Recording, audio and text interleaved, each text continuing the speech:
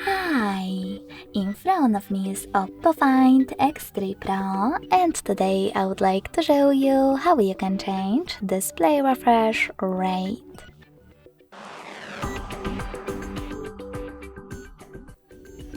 Begin by hitting the device's settings and scrolling down just a bit to access display and brightness. After that, scroll down, tap on screen refresh rate, and select the best option for you by tapping on it. In my case, standard.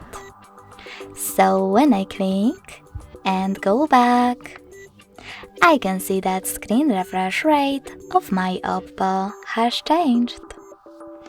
Thanks so much for watching. If you enjoyed this video, don't forget to leave a like, comment and subscribe.